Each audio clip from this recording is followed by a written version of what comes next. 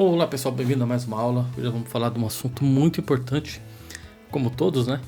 Tem esse costume de falar que sempre falar de um assunto importante, porque sempre é importante aprender, é sempre importante entender os conceitos, né, de toda a parte de tecnologia, arquitetura, e isso vai te tornar um dev melhor, vai te transformar num profissional muito melhor, e você vai ser um destaque aí nessa carreira. Tem duas coisas importantes quando a gente fala de autenticação de usuário, né? Nós estamos falando de alguns padrões, de algumas formas aqui, né? De como você pode utilizar esses métodos de autenticação para colocar no teu software, para colocar no software da empresa que você vai trabalhar. Ou um dia você vai estar atuando em algum projeto e você vai se deparar com alguma dessas soluções, dessas ferramentas, tá? Então é importante você entender o que elas são. Então são duas coisas importantes, tá? Primeira é o provedor de identidade, que a gente chama de IDP. E o provedor de serviço, que a gente chama de SP, ou seja, eles são termos chaves no contexto de sistema de gerenciamento de identidade e de acesso, especialmente em cenários que envolvem Single Sign-On, SSO, e federação de identidade. O que é o Single Sign-On e o que é essa federação de identidade? Falamos já, né, em algumas aulas antes, mas vamos voltar aqui rapidinho.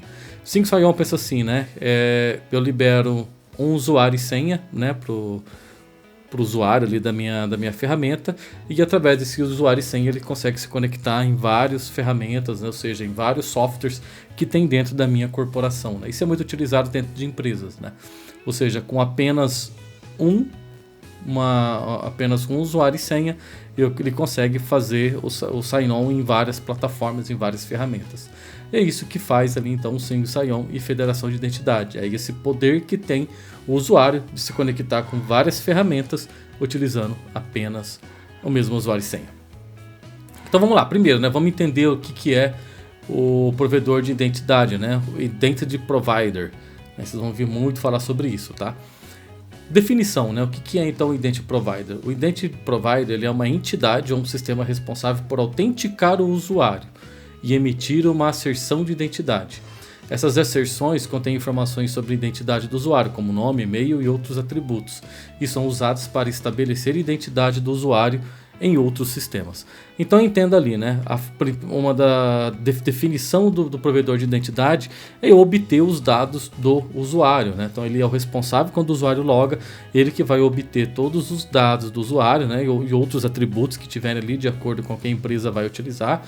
Vamos supor, a empresa pode falar, eu quero colocar o CPF, eu quero colocar o endereço, qualquer outra coisa você pode colocar então ali no IDP, né? Ou seja, o provedor de identidade então ele é o responsável em obter essas informações. A funcionalidade dele, né? Então o IDP ele gerencia o repositório de identidades, como um banco de dados de usuários e os processos de autenticação. Quando o usuário tenta acessar um serviço ou aplicativo, o IDP é responsável por verificar as credenciais do usuário, como o nome de usuário e senha, e emitir uma asserção ou token que confirma a identidade do usuário.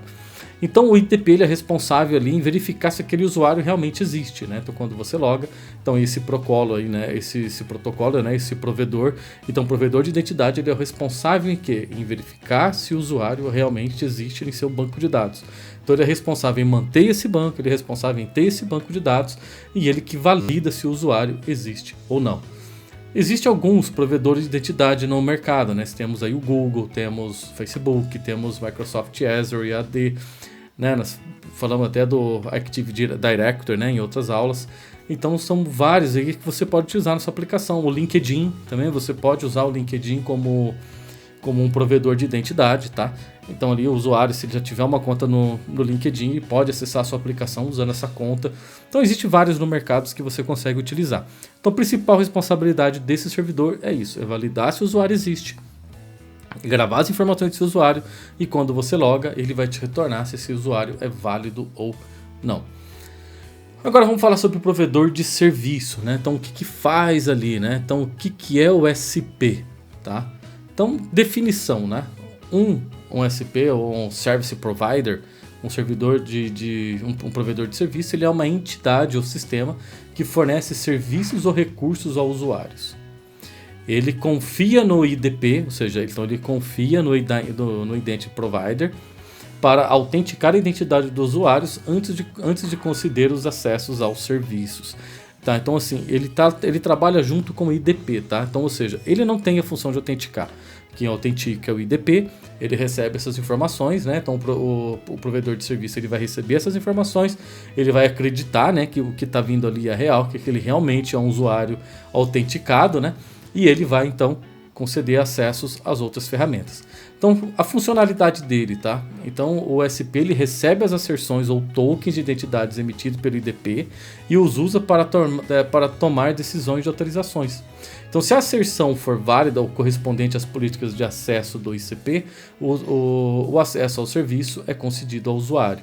Lembra que eu falei ali no SSO que você permite que várias pessoas, que o usuário, com o mesmo usuário, ele consegue conectar em vários serviços dentro da empresa? Então, ele vai usar ali o Word, ele vai usar o Teams, ele vai usar a ferramenta de comunicação, ele vai usar o OneDrive para poder guardar os arquivos e tudo mais.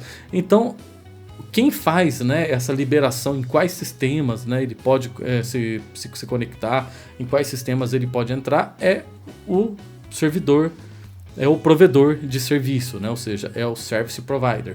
Né, então ele vai verificar quais são as credenciais, o que aquele usuário tem acesso e libera o acesso. Exemplo, né, aplicações web, sistema de gerenciamento de conteúdos, serviço de nuvens, né, são típicos para isso.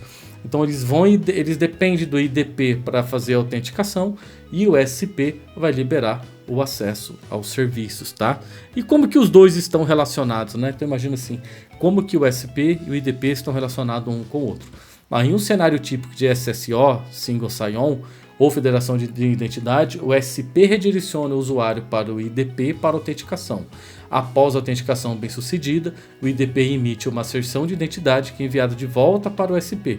Então valida a asserção e concede ou nega o acesso ao usuário com base em suas próprias políticas de autorização.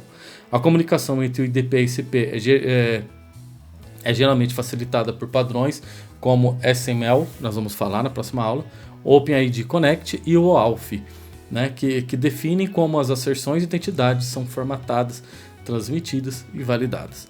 Então pensa assim, como que é a relação entre eles, né? Então vamos supor que você trabalha numa empresa, aí você quer usar o Office da empresa. Então, na hora que você entrar no Office ali, que é o serviço, então o SP ele vai te mandar lá para você fazer login no site da Azure. A hora que você fizer o login no site da Azure, o site da Azure devolve para o SP que aquele usuário é válido, foi autenticado, então ele vai devolver o token ou outras informações, e ali o provedor de serviço vai verificar se aquele usuário tem acesso a utilizar o Office.